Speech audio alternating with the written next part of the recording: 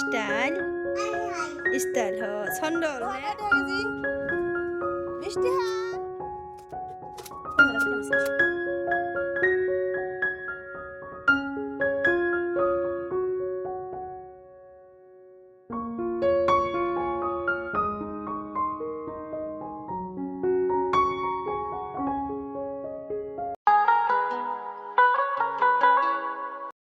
তো চলো আপুরা আজকে ভাঙাচোরা বিক্রি করে কত টাকা পাই সেটাই তোমাদের সাথে শেয়ার করব। হ্যালো এভরিওয়ান, আসসালামু আলাইকুম আমার প্রিয় আপুরা, তোমরা কেমন আছো? আশা করি সবাই ভালো আছো। আলহামদুলিল্লাহ তোমাদের দোয়ায় এবং আল্লাহর অশেষ রহমতে আমিও ভালো আছি। নাজনীন ব্লগ চ্যানেলে আরও একটা নতুন ভিডিও দেখার জন্য তোমাদের সবাইকে স্বাগত জানাইতেছি। আশা করি বরাবরের মতো আজকের ভিডিওটা আপনাদের কাছে ভালো লাগবে। যদি ভালো লাগে প্লিজ একটা লাইক দিয়ে আমার পুরো ভিডিওটার পাশে থাকার অনুরোধ রইল। আর যদি আমার চ্যানেলে কোনো নতুন আপু বা ভাইয়া আসো প্লিজ চ্যানেলটা দয়া করে সাবস্ক্রাইব করে অল নোটিফিকেশনটা ক্লিক করে রাখো। এতে করে আমি যখনই একটা নতুন ভিডিও আপলোড করব তোমাদের মোবাইলে নোটিফিকেশন পৌঁছে যাবে আর সময় করে তোমরা আমার ভিডিওটা দেখতে পারবা। তো এই তো দেখো ভাঙাচোরা নিয়ে আসছে এক গাড়ি ভর্তি। তো এই বাড়িটাতে এগুলা হলো আবর্জনা পড়ে আছে, মানে এই ঘরটার ভেতরে এতগুলা ভাঙাচোরা আছে কি আর বলবো। আমার মেয়ের খেলনা বাতি, তারপরে হাঁটা শেখা গাড়ি, তারপরে ঝোলনি, মানে এইরকম করেই অনেক জিনিস মানে আমার মেয়ের পড়ে আছে। আবার এই বাড়ি থেকে যে চলে গেছে অনেকগুলা বয়ম টয়ম মানে রেখে গেছি পুরানা, তো এগুলোও বিক্রি করে দেব। আবার ছেলের মানে কিছু কিতাব ছিল আগের, অনেক আগের নার্সারি আর কেজি ইউকেজির অনেকগুলো কিতাব রেখে দিয়েছিলাম, সেগুলাও আজকে বিক্রি করে দেব। মানে এইগুলা ভাঙাচোরা বাড়িতে রাখা আর মানে ময়লা জঙ্গল এগুলা মানে রাখা একই কথা। মানে এই যে ভাঙাচোরাগুলো একটা ঘরের মধ্যে পড়ে থাকে, লেত্রা হয়ে থাকে, একদম কেমন দেখা যায়, মনে হয় বিক্রি করে দিলে 2টা টাকাও পাওয়া যায় আর ঘরটাও পরিষ্কার থাকে। তো যাই হোক, যত ভাঙাচোরা ছিল এতদিন আমি জমা করে রাখছিলাম। খালি আমি না, আমার জায়েরও আছে অনেকগুলা, তো ওকেও ডাকছি, অটগুলো বেছে দেবে, বিক্রি করে দেবে। তো আগে আমারগুলা মানে বিক্রি করতেছি। তো আমি কিন্তু এর আগেও একদিন ভাঙাচোরা বিক্রি করে প্রায় 500 টাকার মতো পাইছিলাম। তো আজকে মানে কত টাকা হয় দেখা যাক, লাস্ট পর্যন্ত দেখো, হয়তো তোমরা দেখতে পারবা কত টাকা আমি ভাঙাচোরা বিক্রি করে পাই। তো এই ভাঙাচোরাগুলো কিন্তু ফালাইয়া দিলেই ফালাইয়া দিতে পারতাম, ফালাইয়া দিলেও কিন্তু এগুলো সহজে পচে না, একদম চেয়ে চেয়ে থাকে, যেখানে ফালিয়ে দেবে সেখানেই মানে থাকবেই, পচে যায় না কিন্তু। তো যার জন্য এক জায়গায় আর কি জমা করে বিক্রি করে দিলে তারা তারা নিয়ে যে একটা কাজ করে আর আমরাও কিন্তু 2টা টাকা ইনকাম করতে পাই আর আমাদের পরিবেশটাও কিন্তু সুরক্ষা থাকে।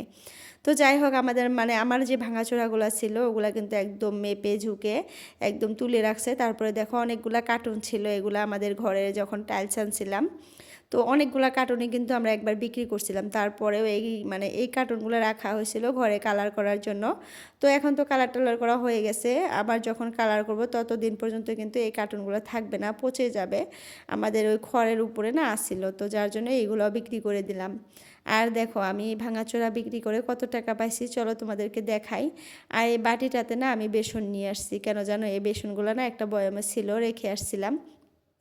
তো সেই মানে বাটির মধ্যে তুলে নিয়ে আসলাম আর বয়ামটা বিক্রি করে দিলাম, কারণ বয়ামটা একদম নোংরা হয়ে গেছে, দেখতে বাজে লাগতেছে।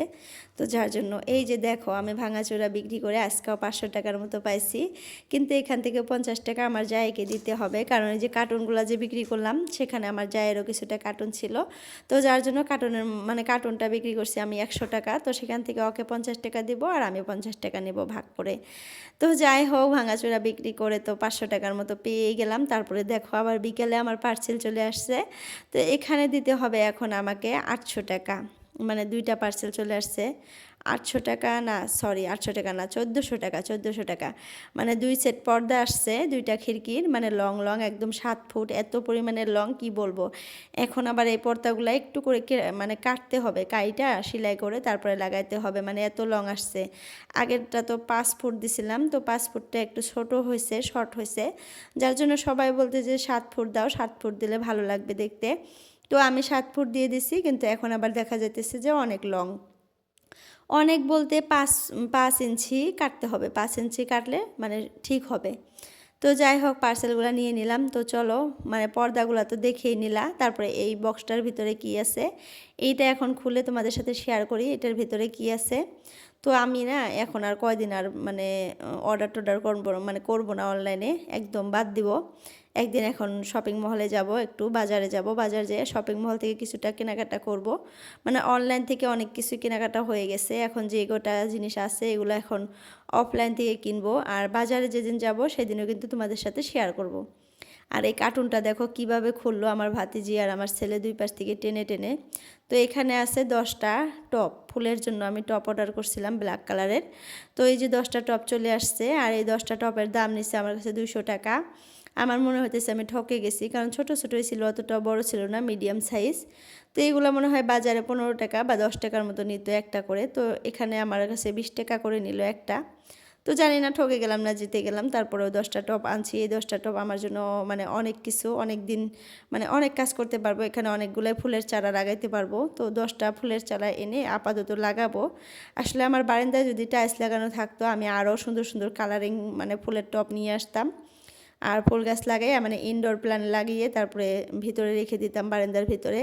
এখন যেহেতু বাইরে লাগানোর আমার ওরকম জায়গা নাই, তারপরে যে সামনে 2টা খিড়কি আছে আমাদের গ্রিলগুলো বাইরে দিয়ে, তো সেখানে কিন্তু আমি ঝুলানো কয়টা টপ নিয়ে এসে লাগাইতে চাইছি ফুলের গাছ সহ। এখন আর হবে না, কারণ কালকে আবার পরশুদিন আমি একটু জায়গায় মানে একটা জায়গায় ঘুরতে যাব, তো সেটাও কিন্তু ব্লগ তোমরা পাবা, কোথায় যাব কী সমাচার। তো আমার ব্লগগুলো কিন্তু এখন মিস করো না, তোমরা প্রত্যেক দিন দেখো, সুন্দর সুন্দর জিনিস দেখতে পারবা তোমরা। তো যাই হোক দেখো, পর্দাগুলো ঘরে নিয়ে এসে লাগানোর জন্য ট্রাই করতেছি, কিন্তু কি যে হয়ে গেল, মানে ভিতরে যে সাইডে যে ক্লিপটা ছিল সেটা আমরা খুলতে পারতেছি না, তো খোলাও হলো না আর পর্দাও লাগানো হলো না। আর এমনিতে মাপ দিয়ে দেখলাম পর্দাগুলো একটু লং হবে, একটু কাটতে হবে। তো এখানে দেখো বাবা মেয়ের অবস্থা দেখো এখন। দাও ছেড়ে দাও, হ্যাঁ স্টাইল স্টাইল হ ছন্দল নে ক ছন্দল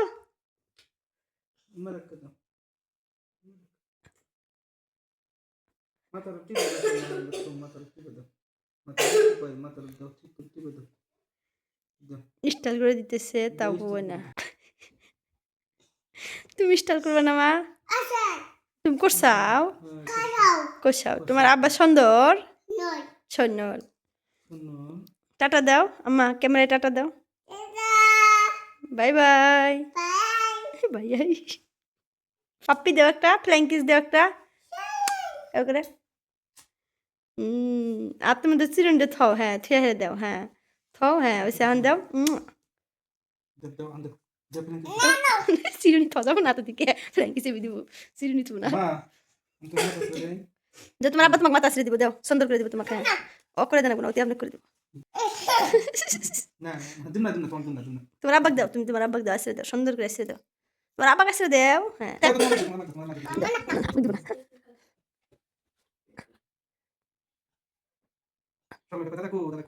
দাদা দাদা কোন গেছিল উকুল ওসে, দাদা কোনে যায় মা ইকুল। তো যাই হোক, হয়তো আমার কথা শুনে অনেক আপুরে হাসতেছে, কারণ আমরা কিন্তু বাড়িতে এইভাবে কথা বলি, মানে আমাদের এখানের ভাষা কিন্তু এটা আঞ্চলিক ভাষা, মানে আমাদের গ্রামে এই ভাষায় চলে। তো আমি এখানে কিন্তু বেঙ্গলি ভাষাতে আর কি ভিডিওতে ভয়েস দেই। তো যাই হোক, আমার কথা শুনে তোমরা হাসো আর যাই করো, আমাদের কিন্তু এটাই ভাষা, কি আর বলবো, মানে আমরা বাড়িতে এটাই ভাষা ইউজ করি। তো সেটা দিয়ে আর কি ভিডিওর পিছনে আমি কথা বলছিলাম তোমাদের ভাইয়ের সাথে আর মেয়ের সাথে। মানে মেয়েটা দেখো আমার মানে হাজবেন্ডকে মানে তোমাদের ভাইয়াকে এত সুন্দর করে মাথা আছড়ে দিতেছে, আদর করতেছে, চুমা দিতেছে। মানুষ যে বলে না যে মেয়ে বাবা পাগল হয়, সত্যি কথা, একদম রাইট কথা। কারণ আমার ছেলেটা কিন্তু আমার জন্য পাগল, আমি মারি কাটি কি করি করি তারপরেও আমার কাছে আসবে। ওর আব্বুর কাছে অতটা যায় না, অতটা মানে যায় কিন্তু আমাকে বেশি ভালোবাসে। আর এদিকে দেখেছি মেয়েটা আবার ওর বাবার জন্য বেশি পাগল, মানে সারাদিন কিন্তু ওর বাবা বাড়িতে থাকে না, রাতে কত রাতে আসে, তারপরেও দেখা যাবে যে বাবার জন্য একদম অস্থির হয়ে থাকে। ওর আব্বুকে পাইলে আর ওর কিচ্ছু লাগে না এরকম। তো এখান থেকে বুঝতে পারি যে মেয়েটা ওর আব্বুর পাগল বেশি হয়েছে মানে আমার থেকে। আমি কিন্তু ওকে আদর করি অনেক, আবার রাগ উঠলে একটু বকাবকিও করি, কিন্তু ওর আব্বু তো সবসময় আদরই করে, তো ওর আব্বুর জন্যই বেশি পাগল। আর এদিকে কিন্তু ছেলেটাকে কিন্তু তোমাদের ভাইয়া কোনো দিনও মারেও না, বকেও না, কিছুই কয় না। আমি কিন্তু সবসময় বকি, গাল পারি, তারপরে মারি, তারপরে কিন্তু ছেলেটা আমার জন্য বেশি পাগল, আমাকে পাইলে আর কিছু লাগে না।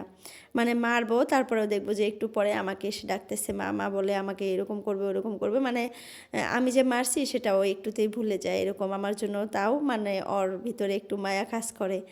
তো মাঝে মধ্যে কিন্তু আমি একটু বেশি করে ফেলি ওর সাথে, মানে একটু রাগ আমার চড়া। তো ও যদি একটু দুষ্টামি করে না, একটু মানে মারি বেশি। তো এখন কিন্তু আর মারি না, আগে অনেকটাই মারতাম। তো এখন একটু বড় হয়ে যেতেছে, এখন আর মারি না, বকাবকি করি। তো যাই হোক, দেখো ঘরের কাজকর্ম সব কিছু শেষ করে তারপরে দেখো আমি আমাদের পুরানা ফার্নিচারগুলো কিন্তু একটা একটা করে কালার করতেছি, মানে যেটাতে যেটা কালার ছিল সেই কালারটাই একটু ডার্ক করে দিতেছি। তো এই সোফাটা কিন্তু আমার শ্বশুরের। তো শ্বশুর এই সোফাগুলো বানিয়ে আগে রাখছিল বাইরের রুমে আর কি, ড্রয়িং রুমে। তো এখন বাইরে পড়েছিল অনেক দিন থেকে, প্রায় 4-5 বছর থেকে এই সোফা জোড়া বাইরে পড়ে আছে, তোমরা হয়তো দেখতেছো। তো এই সোফা জোড়া এখন আমি নিয়ে এসে সুন্দর মতো কালার করে বারান্দায় রাখবো ভাবছি। এই বারান্দায় টাইলস টাইলস লাগাইয়ে বারান্দায় আর কি সোফা জোড়া রেখে দিয়ে একটা টেবিল রেখে দেবো। এরকম কিছু মানুষ আছে যে মানুষগুলোকে বারান্দাতে আর কি বসতে দেওয়া যাবে, ভিতরে না নিলেও চলবে। মানে বাইরে যদি বসার ওরকম স্পেস থাকে তাহলে কিন্তু বাইরে মানুষকে বসতে দেওয়া যায়। তো যার জন্য কিন্তু আমি এই সোফাটা আর কি রিপেয়ারিং করতেছি, নিজে নিজে কালার টালার করে পরিষ্কার করতেছি।